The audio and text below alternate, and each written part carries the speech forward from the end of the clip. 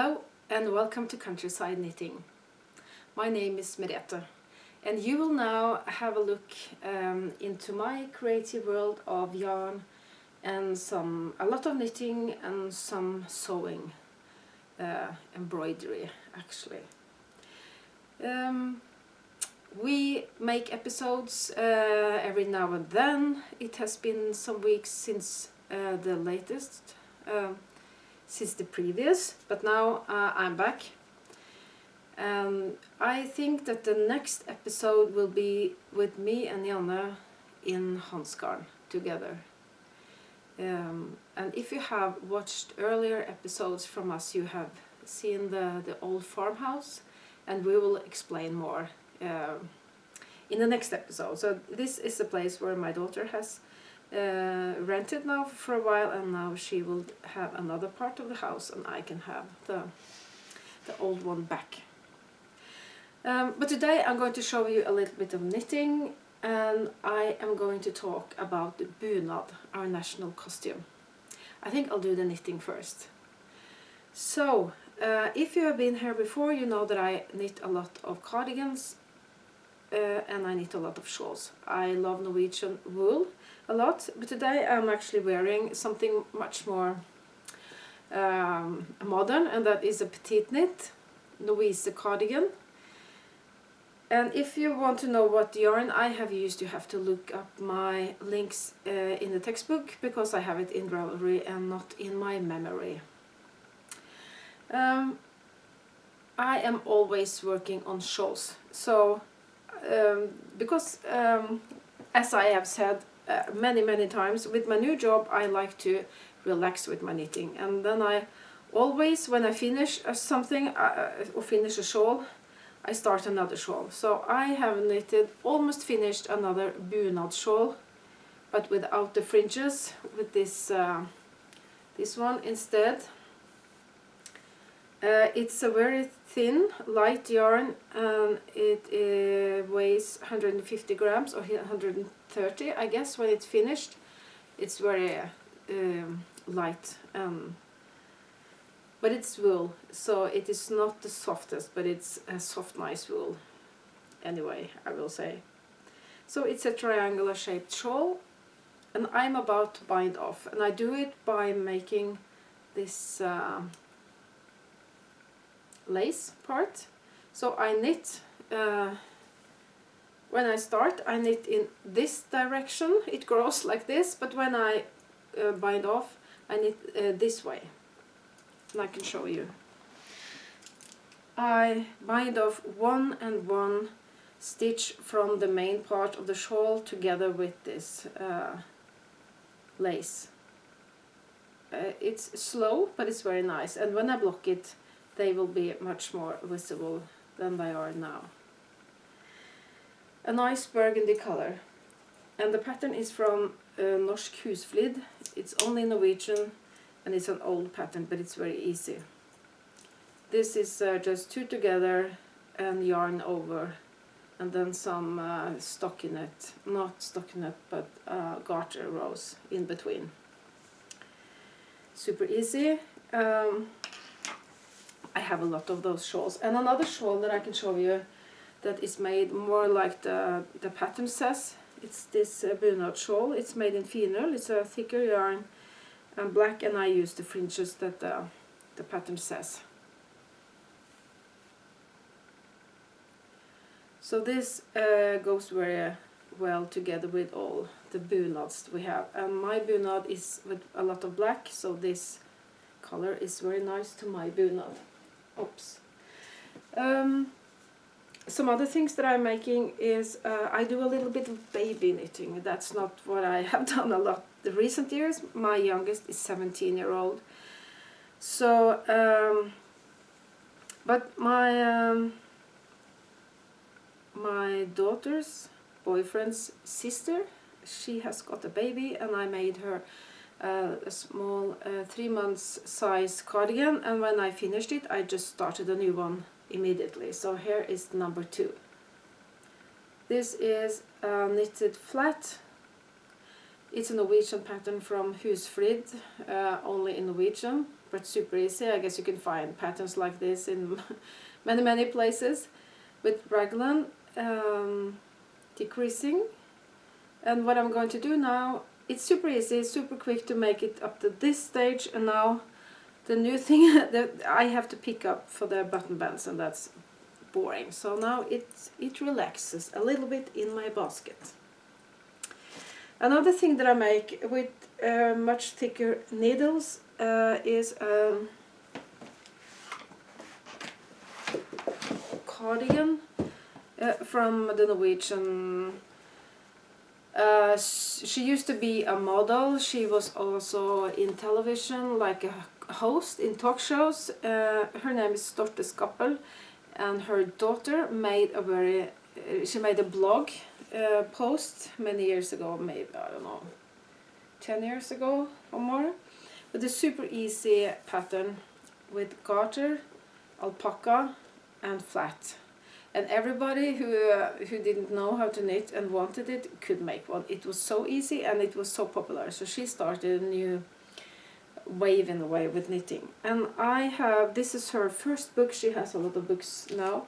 But there's especially a cardigan from that book that I have made several of. I can show you one of them. I have knitted it but never used it. I'm going to give it to my dad's aunt if she wants it. It's knit 2 and purl 2 and then 1 garter or not stockinette stripes, and that's all. Knit it flat and you sew it together very easily. I am using some, cannot say leftover yarns, but some yarns that I have bought because I love the color and it was soft and all that things. So I'm going to make a new one in blue. Here is one of the front pieces with the neck, not the neck, but yes, with the neck. I also have the back with the needles in because it's easier to sew it or to knit it together. This is something it's very quick to make, but with thick needles like 5, my hands get a little bit tired, so I don't make them as quick as I could if I really wanted. This is one of the sleeves. It's not very long because it will always kind of come a little bit down on the arms, and this is another. And I am working on the last piece that is in the front. So, and Janne, she's allergic to alpaca, so I could never use this. It will fill the air with alpaca and Janne would really have to go home, so I'm showing this to you now. And the yarn that I use is Norwegian, or not Norwegian necessarily, but drops air. And then this I use alone, and I put these two together, a thin wool together with fluffy iris. It's alpaca from Rauma. So I have made a lot of these, and some have been gifted. I don't know, maybe 6 or 7 I've made, but I have some, and I really like to use them if my body is aching. No. Sometimes when the temperature changes, I need to have cardigans, and like this, it's alpaca. It's very nice and warm. So that is one thing soon to be finished. Another thing that I have made and have finished, I'm sorry it's a mess here, because when I record I do Norwegian and then I do the English, so everything is lying around. I love to knit Skeindeer's patterns, for instance her mittens. And this winter these has been my favorites. They are called Siran mittens. It is made in Ask, the 2-ply from Hillesvåg, Norwegian yarn. And I love them really a lot. So I have made another one in Kvinner. This is something old I have had in my stash for a long time. This is what is rest. This one was filled almost. I'm not sure exactly, but it's not 50 grams of each color. It's less. These two colors I wanted to try out together, and instead of having the light as the contrast, I use the dark color as the contrast. I think her patterns are very easy to follow, and they fit me very well. I hope I will not have to use them a lot now during the springtime, but there may be a lot of snow. Right now we have snowdrops, and we have going to be green. The snow is gone, but you never know, March and April. So my next thing to talk about here is that I have ambitions when it comes to bunad. And I may have to regret what I have said and admit that it was too difficult for me, but I want to try. I have a bunad, my husband has, and our daughter has, and she inherited it from my mother-in-law, who was dead already when she became the age that you can get a bunad. So she has a bunad, but then we have 3 sons, and one of them now started to say, I would like to have a bunad. Do you think that may be possible? And it's very expensive, but you can make some parts of it yourself, or you can make almost all of it. But it's a bit difficult. Here I have a magazine. I have now looked through my things, my books, my magazines. I have a magazine about, here is the kind of bunad that I had used when I got married. There's another bunad that I own. I can show you a photo of the bunad. Bunads are different from, it differs from where you are from in Norway. And the bunad that my sons are going to use is Nordmøre. That's the name of where we live. And this is what it looks like. There are 2 versions with colors, and they will not have the hat or the hat, not, I don't think so. And they will have the black trousers. So what I can do now in the beginning, the easiest part for me is to knit the stockings. It is not difficult, but it's very slow. So this is, I started 2 years ago. I admit I knitted maybe 4 or 5 centimeters, put it away. And now when he said again, when he was home here last time, he said that I would think I would like a bunad. Now I'm motivated, and I've started again. So you can see these are very long, going to be above the knee. I have increased, and now I'm decreasing, and I'm going to have some structure on the top of the foot. What I use when I knit this is lamb's wool, and I think it will be holes very quick, but you don't use them very often. So this is a natural white lamb's wool from Rauma, and I'm going to have some this is more like a weaving yarn for the heels together with this. The pattern was written like, you should know how to knit socks very well before you read it, because I think it's old. I have to rewrite it to understand. But this is something I'm going to make, and I know I will do it, and I will manage. What is more difficult is, for instance, these are, yeah, I should have looked up the English word, but to have the trousers to stay on, you use these. I have bought the materials or with the pattern and everything actually into it. But when I took out this linen, I saw how very, very small every stitch will be. So I don't dare to use the expensive things from that material pack. Oh. I don't want to. I have to practice, and I haven't done cross stitch for many years. So I thought I have to just make sure I know how to do it. So I went into one of my stashed, it's deep stash, is that what you call it? I made a lot of cross stitch 20 years ago, maybe. I mean 20 years. I have some of this left. I have a lot of these threads left, and then I found 69 creative alphabets, so I thought maybe I could just try to make some letters. So I have started to make A, B, C.